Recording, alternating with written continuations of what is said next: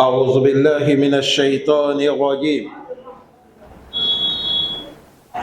بسم الله الرحمن الرحيم. إن الحمد لله نحمده ونستعينه ونستغفره ونعوذ بالله من شرور أنفسنا وسيئات أعمالنا. من يهده الله فلا مضل له ومن يضلل فلا هادي له، وأشهد أن لا إله إلا الله وحده لا شريك له، وأشهد أن محمدا عبده ورسوله صلى الله عليه وعلى آله وأصحابه وسلم تسليما كثيرا. أيها المؤمنون عباد الله، أوصيكم ونفسي تقوى الله جل وعلا. يقول الله عز وجل: ولقد وصينا الذين أوتوا الكتاب من قبلكم وإياكم أن اتقوا الله. التقوى أيها المؤمنون والمؤمنات عباد الله، أعد الله جل وعلا عباد المؤمنين ما لا عين رأت ولا أذن سمعت ولا خطر على قلب البشر، فيها ما تشتهيه النفس وتلذ الأعين وأنتم فيها خالدون. فالخلود والنعيم يا عباد الله عندما يدخل المؤمن الجنة. نسأل الله الكريم من فضله أن يرزقنا الجنة. عباد الله، في هذه الدنيا يملك العبد ما شاء أو ما قدر الله عز وجل. ما شاء له من الدنيا يسكن القصر وينال الأموال الكثيرة، ولكن ربما يبني قصره لا يسكن. وكم من شخص شيد القصر وعندما انتهى بنايان فجاءه الأجل فأصبح تحت الثرى وورث أبناء ما تركه. أما الجنة فيا عباد الله، إذا دخلها المؤمن له فيها ما يشاء ينعم. قيل الإمام أحمد: متى الراحة؟ قال: الراحة التامة لا تحصل إلا بدخول الجنة. قال رحمه الله: عندما يضع المؤمن قدمه بالجنة. اللهم ارزقنا الجنة. عباد الله، وقد جعل الله أسباب الدخول للجنة، أذكر منها: الأول توحيد الله عز وجل. قال رسول صلى الله عليه وسلم: من قال لا إله إلا الله مخلصا في قلبي دخل الجنة. الثانية اقتداء بالرسول صلى الله عليه وسلم وطاعته. قال النبي صلى الله عليه وسلم: كل أمتي يدخلون الجنة إلا من أبى. قيل: ومن يأبى يا رسول الله؟ قال: من أطاعني دخل الجنة ومن عصاني فقد أبى. الثالثا محافظة على الصلوات الخمس. قال الله سبحانه وتعالى: أقيموا الصلاة بدلوك الشمس إلى غسق الليل وقرآن الفجر إن القرآن الفجر كان مشهودا. يقول النبي صلى الله عليه وسلم: خمس الصلوات كتب الله على العباد من جاء بهن يوم القيامة بالركوع والخشوع والسجود أعد الله له الجنة، أو كما قال النبي. الرابع بناء المساجد. يقول النبي صلى الله عليه وسلم: من بنى مسجدا لله بنى الله له جنة. الخامس كفاية الأيتام. يقول النبي صلى الله عليه وسلم: أنا وكافل اليتيم في الجنة كهاتين. السادس حفظ اللسان والفرج من الوقوع في الحرام بما حرم الله. يقول النبي صلى الله عليه وسلم: من يدمعني ما بين لحيته وبين فخذيه أضمن الله الجنة، أو كما قال النبي صلى الله عليه وسلم. السابع إفشاء السلام وإطعام الطعام وصلة الأرحام. يقول النبي صلى الله عليه وسلم: أطعموا الطعام وأفشوا السلام وصلوا الأرحام وصل بالليل والناس نيام تدخلون الجنة بالسلام. الثامن المحافظة على أذكار الصلوات ومنها قراءة الآية الكرسي. قال صلى الله عليه وسلم: من قرأ آية الكرسي دبر الصلاة لا يمنعه دخول الجنة إلا الموت. التاسع طلب العلم الشرعي. يقول النبي صلى الله عليه وسلم: من سلك طريقا يلتمس فيه علمه سهل الله له طريقا إلى الجنة. العاشر صيام النوافل واتباع الجنائز وإطعام المسكين وإيادة المريض. يقول النبي صلى الله عليه وسلم ذات يوم لأصحابه: من أصبح منكم صائما؟ قال أبا بكر أنا. وقال: من اتبع الجنائز اليوم؟ قال أبا بكر أنا. قال: من عاد المريض؟ قال أبا بكر أنا. الآخر الحديث. قال النبي صلى الله عليه وسلم: ما اجتمع امرئ في هذه الخصال يوما إلا أدخله الجنة، أو كما قال رسول صلى الله عليه وسلم. فحرصوا بارك الله فيكم على التزود بالأعمال، والأمر مهما طال فهو كثير، والدنيا مهما طالت فهي راحدة مدبرة، والجنة والنار هما مستقر في الآخرة. نسأل الله سبحانه وتعالى أن يثبتنا على دين، وأن يثبتنا على كتاب وسنة، وأن يجعلنا جميعا من الذين يستمعون القول فيتبعون الأحسن. والحمد لله رب العالمين. الحمد لله رب العالمين، والصلاة والسلام على أشرف الأنبياء والمرسلين نبينا محمد وعلى آله وأصحابه وسلم تسليما كثيرا. Louange Allah subhanahu wa ta'ala, créateur de tout. Paix la bénédiction de Allah sur le messager prophète Mohammed sallallahu alayhi wa sallam. Que Allah prie sur lui, sur ses familles, sur ses compagnons. Chers frères aimés, le khutbah d'aujourd'hui, premièrement, ça nous interpelle envers la crainte de Allah. La crainte de Allah, c'est très important dans notre vie, car là nous dans la crainte.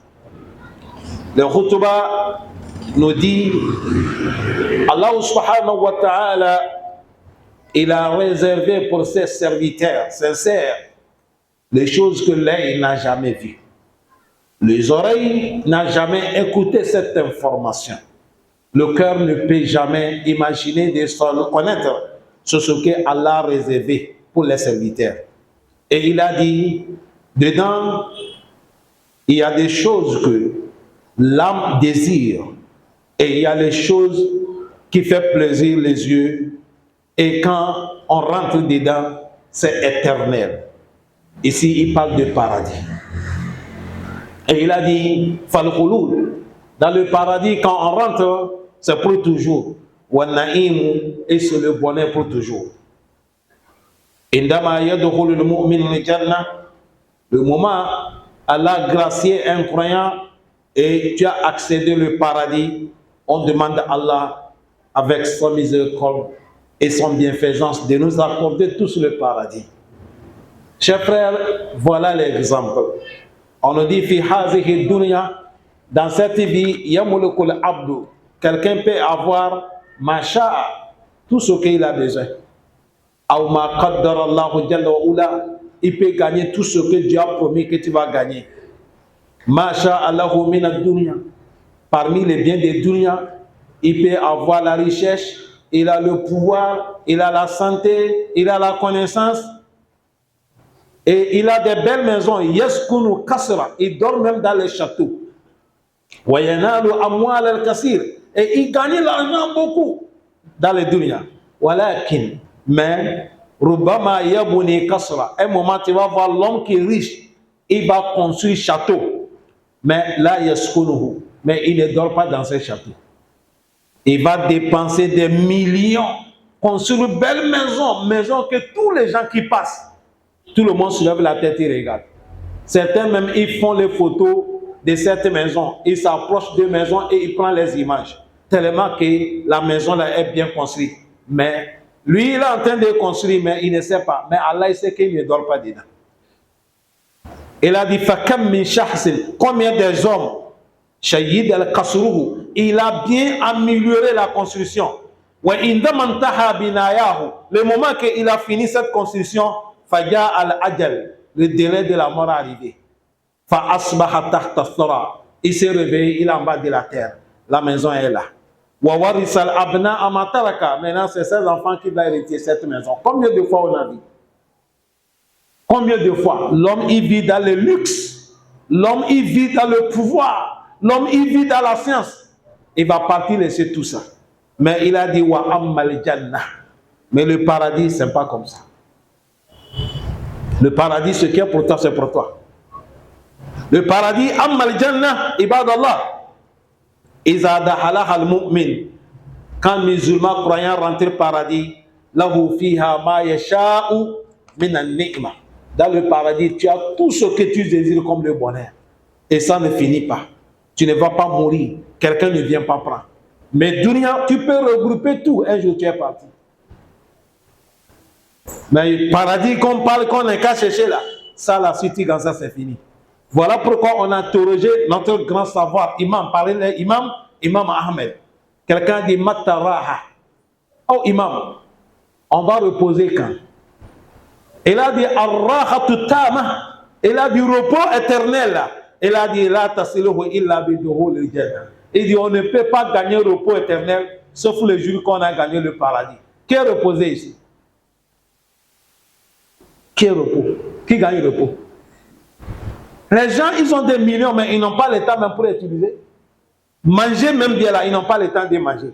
Les gens, ils ont investi les maisons. Quelqu'un, la maison qu'il a construit plus de 200 millions. Mais chaque jour, il reste dedans 2 heures du temps seulement. Tout le reste là, il est dans les chantiers. Il promène. Il vient dormir 3 heures du temps. Il est ressorti encore. Un jour, la mort vient lui prendre. Où est le repos? Arahala, c'est où?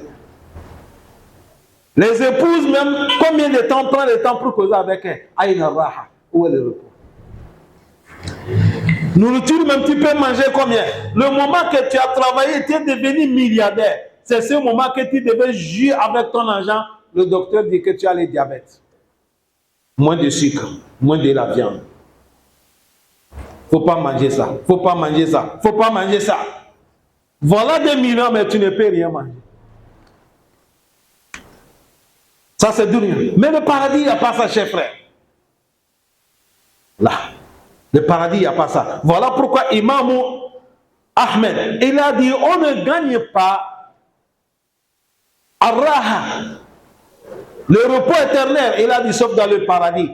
Et il a dit, Indama yad'ul mu'min qadamuhu bil jannah. Il dit, le jour que tu vas dire que tu es reposé, c'est le jour que ton pied est posé dans le paradis. On dit qu'il a aidé le jannah. Là, tu as eu le repos. Allah dans le paradis. C'est la vérité. Regardez comment on souffre. Comment on souffre. Nous tous qui sommes là, on n'est pas nés ici. On est nés lointains. Tu vas voir l'homme, il est loin de son pays. Peut-être il peut revenir, peut-être il va mourir, mais peut-être certains vont quitter. Il attend le nom de quelqu'un, mais on ne te connaît pas. Tu es mort là-bas loin. Le repos c'est où? Il n'y a pas de repos. Certains même qui vont mourir hors là où il y a tes enfants. Il n'y a pas de repos. Un jour, il y a un monsieur qui m'a dit, Imam, je suis allé au pays parce qu'il a duré ici. Sa première fille, elle est partie à l'école. Lui, il est assis. La fille est rentrée, il a vu un monsieur assis. Elle a dit bonjour, monsieur. Il a dit bonjour. Et la fille demande que tu veux quoi? Il a dit non. Il demande son père. Il dit, tu veux quoi dans la maison là? Tu veux quoi? Toi, c'est qui? Il a dit, non, moi, je suis un étranger. Et la fille est partie. C'est là la fille est rentrée à la maison, il a dit, j'ai vu quelqu'un assis là à la porte. C'est-à-dire, lui, sa maison à côté, son village, il est assis là sur les terrasses. La fille a dit, j'ai vu quelqu'un, je ne sais pas qu'elle cherche. C'est là qu'on a dit, ça c'est ton papa. Elle ne connaît même pas son père. Voilà la vie que nous vivons aujourd'hui. C'est ça qui est la réalité. Tu peux nier, c'est la vérité. Dis-moi, le repos là c'est où? La paix là c'est où? Allah donne le paradis. Oui. On nous dit, voilà pourquoi Allah aussi il a fait des causes.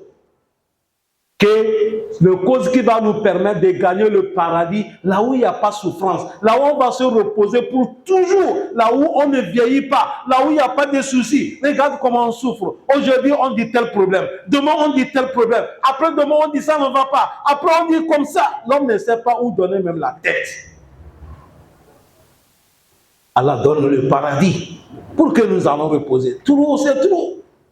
Ça ne va pas.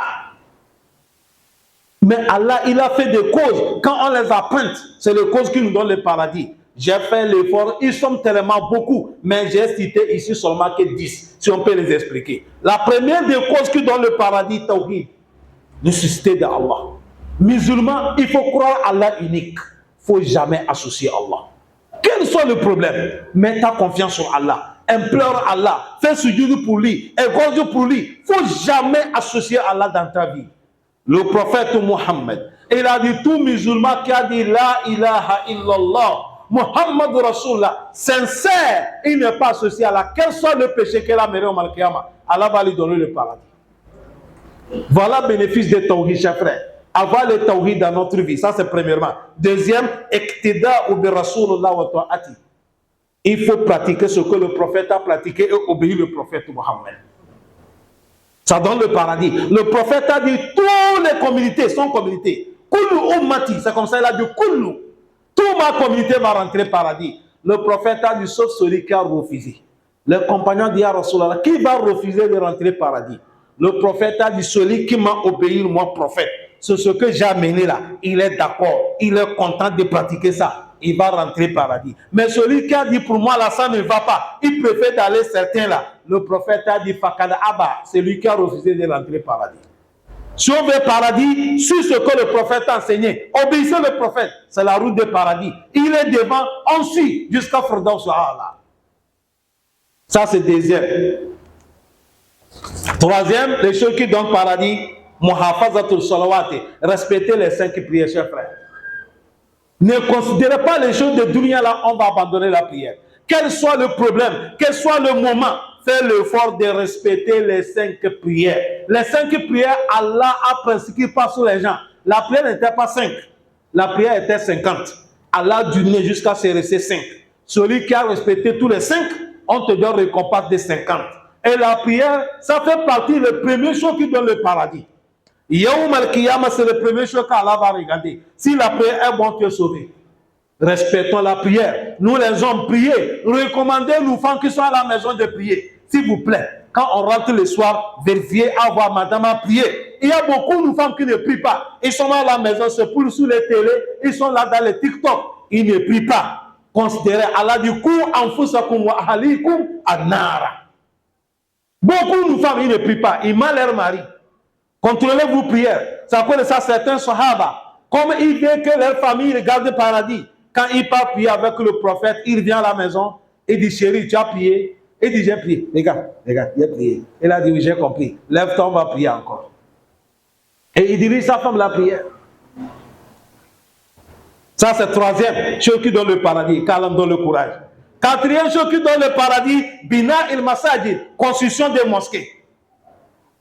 Construction des mosquées. Quand on dit construction des mosquées, ça va t'étonner. Tu vas dire, ah, moi seul je peux gagner l'argent pour construire la mosquée. Ça là, je ne peux pas. Non, ce n'est pas tout le monde. Il y a certains dieux, lui seul peut construire ce qui dépasse ça. Quand on donne ça. Même si tu ne peux pas tout. Avant-hier, on a demandé ventilateur en haut. Les musulmans, on est là avec l'argent dans nos poches. La mosquée de Allah vous demande ventilateur. Je n'ai pas attendu un musulman qui m'a dit, imam, je donne 5 ventilateurs. Personne ne peut pas lancer Allah des vies. Allahu Akbar. Ce n'est pas ma maison ici. Je ne t'ai pas demandé ventilateur demain chez moi. Là, là, là. ni mon grand imam Diko, ni mon grand imam Salif qui est là, ni papa, les papas Kérim qui sont là. On a dit c'est la mosquée de Allah. Quand il donne un ventrateur, Allah te donne récompense comme tu as construit une mosquée Yom Al-Qiyamah. C'est ça qu'est la construction de mosquée. On veut quelque chose dans la mosquée, tu donnes. C'est fini. Allah te donne, c'est comme tu as construit la mosquée. Intaha. Avec 50 000, tu as construit la mosquée. Avec 100 000, tu as construit la mosquée. Avec 500 000, tu as construit la mosquée. Le prophète a dit, Man bana masjidan lillahi, banallahu lahu bayta fil jannah. Toute personne qui a construit une mosquée pour Allah, Allah aussi va te construire une maison dans le paradis. Cinquième chose qui est dans le paradis, kafayatul aïta, de prendre les charges des orphelins. Ne jouez pas avec ça. Quand tu connais quelqu'un qui est mort, il a laissé ses enfants, il n'y a pas quelqu'un qui s'occupe de leur éducation. Tu prends les charges de les éduquer, de les amener à l'école. Quand je dis école ici, je parle école arabe et français. Ce n'est pas l'école française seulement. Aujourd'hui, majorité de nous, on s'en fout de l'école de l'islam. C'est dans l'école des Français, dans les écoles qui coûtent riches, on amène nos enfants. Quelqu'un peut amener son enfant à lycée des Français. Chaque mois, il paye 250 000, 500 000. Mais quand il amène son enfant à l'école arabe français, on dit chaque mois 20 000. Certains même, ils ont arriéré de 5 mois, ils n'ont pas payé. Ils ne payent pas. Mais si c'est l'école de Yohoudou là, vous dépensez vos argent. Là-bas, on ne peut pas enseigner ton enfant à Théa. L'école français là-bas, on n'enseigne pas à Théa. On n'est pas sur la Ibrahim là-bas. On n'enseigne pas Fatia là-bas. C'est dans l'école arabe qu'on va enseigner ta fille, ton enfant, de connaître la prière, de connaître le doigt. Après toi, la mort de toi, papa, l'enfant va dire Allahumma ikfir le abbi, Allahumma ikfir le ummi.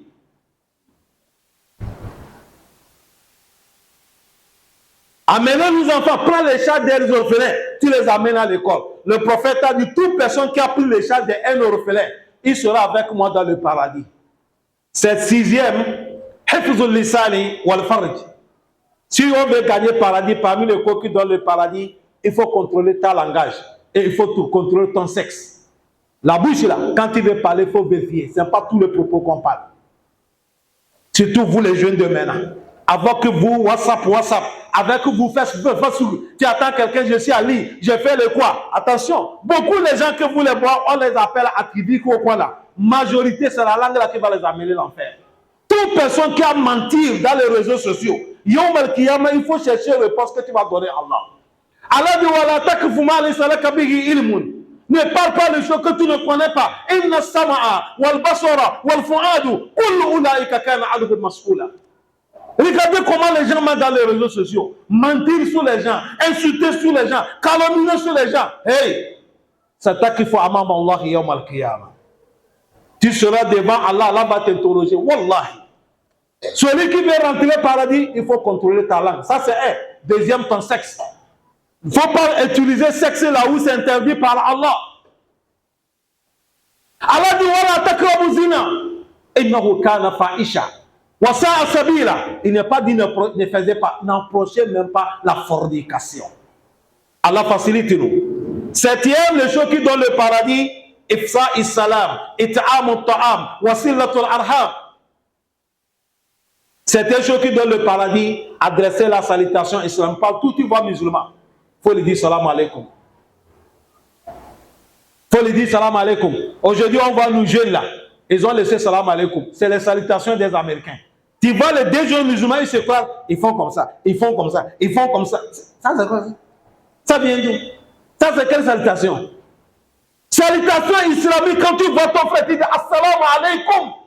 Et te dit wa alaykum salam. Assalamu alaikum wa rahmatullah. Wa alaykum salam wa rahmatullah. Assalamu alaikum wa rahmatullah wa barakatuh. Wa alaykum salam wa rahmatullah. Tu donnes la main, il te prend la main. Ça va.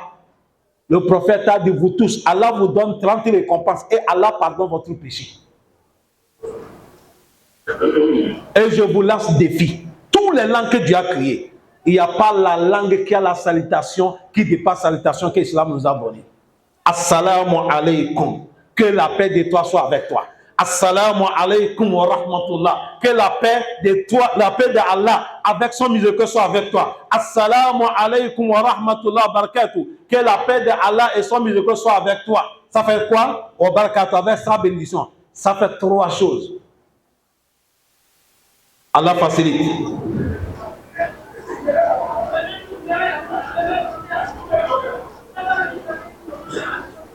Deuxième, donner nourriture à manger.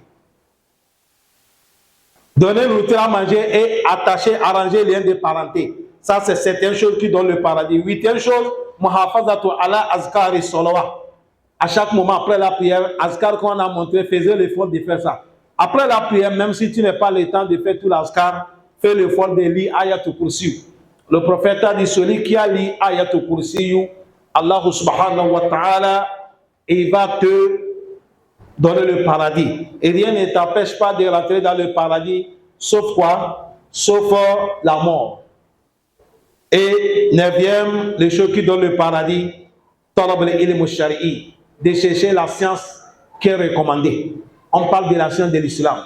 Musulman, il faut connaître la science qui te permet de prier, qui te connaît de connaître des choses dans l'islam. Tu peux lire Ateya, tu peux lire Salat Ibrahimia, tu connais les droits. Ça, c'est les sciences qui sont obligatoires. Tu ne peux pas rester comme ça, tu es musulman, tu ne sais pas lire les Fatiha, tu ne sais pas lire Askar, ce n'est pas bon. Apprenez. Ça, c'est obligatoire sur tout musulman. Le prophète a dit, talab al-ilmu faridatu ala kulli muslim. Cette science-là, c'est obligatoire. Ça donne le paradis parce que le prophète a dit, man salaka tariqan yaltamisu fihi ilman, sahhala Allahu tariqa ila al-jannah. Celui qui a pris la route pour chercher la science de connaître, adorer Allah. Allah, il te pousse, il te plante cette route-là jusqu'à ce que tu vas rentrer le paradis. Ça ne faut pas musulman, tu es là, tu ne connais rien dans ton islam, ça n'est pas bien. Dixième, à la fin, ce qui donne le paradis, Asiyamun Nawafil, de faire les jeûnes surgatoires, lundi, jeudi, le mois islamique 13, 14, 15, ou de jeûner au jeudi, jeûner après-demain. Ou soit chaque mois, tu vas jeûner 3 jours. Tout ça, c'est les jeûnes de surgatoire, c'est bon. Ce n'est pas obligatoire, hein, mais si tu fais ça, c'est bon. Deuxième, d'accompagner le mortel. Si tu attends quelqu'un est mort, lève-toi, tu vas aller accompagner, aller enterrer, aller prier sur lui. Troisième, de donner celui que le pauvre a mangé. Quatrième, d'aller visiter les malades. Le prophète a dit tous les 4 choses là. Celui qui fait ça, ça donne le paradis. Un jour, le prophète a demandé, aujourd'hui, qui a gêné? Ababakar a dit, c'est moi. Aujourd'hui, qui a accompagné quelqu'un, aller enterrer? Ababakar a dit, c'est moi. Aujourd'hui, qui a rendu visite à un malade? Ababakar a dit, c'est moi. Aujourd'hui, qui a donné un pauvre à manger? Ababakar a dit, c'est moi. Le prophète a dit, toute personne qui a fait les 4 choses là, c'est l'homme du paradis. Chers frères, chers sœurs, voilà les 10 choses qu'on vient de citer qui donnent le paradis. Faharisu, mettez votre intention, désirez ça, afin que tazawwadu bil amal, pour multiplier les bonnes actions. Parce que pourquoi? On nous dit fal umur, la vie que nous vivons là, mahamat ta'ala, n'importe comment on a duré, fahuwa kasir, la vie est courte. N'importe comment, la vie est courte. La vie est tellement courte. Chaque vendredi, il y a un monsieur là, quand vous sortez, c'est chez lui que vous payez la viande. Là, un papa au sol, il va la viande. Dans les brouettes ici. Moi, je suis à la maison, on m'a payé qu'il est décédé. La vie tellement, n'importe comment c'est duré, c'est court. Tu quittes quelqu'un avec quelqu'un dans la prière, maintenant on te dit il est mort. Nous tous, nous sommes en train de parler. D'ici semaine prochaine, on ne sait pas ce que ça a préparé pour nous. Quelle soit la durée de la vie, elle est tellement courte, mon frère. Et quand tu vas mourir, dans le Coran, Allah a demandé les gens, quand la bistu fait l'arbre de Ad d'Assiri, Allah a demandé certains gens, vous avez fait combien de temps sur la terre? Qalou, la bisna yawman, aw ba'ada yawmin, fas'alu al-adi. Ils ont dit, Allah, on a fait seulement 15 jours. Quelqu'un qui a fait 40 ans, 60 ans, on lui pose que ça, il dit, c'est un jour. Tellement que c'est court. Regardez vendredi et vendredi aujourd'hui, c'est devenu combien de jours? Ça ne dure pas. Ça ne dure pas. Avant, tu as le temps de faire les basses. Mon frère, maintenant, si tu as quelque chose, la nuit, il faut que tu es là dans les maktab.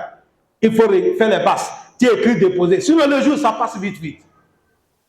Pour cela, on dit la vie, n'importe comment, ça dure, c'est court. Et il a dit dunya, la vie de dunya, n'importe comment, tu vas rester dedans, un jour, ça va finir. Et il a dit, à la fin, le paradis et l'enfer, c'est les deux là qui sont destination de chacun d'entre nous.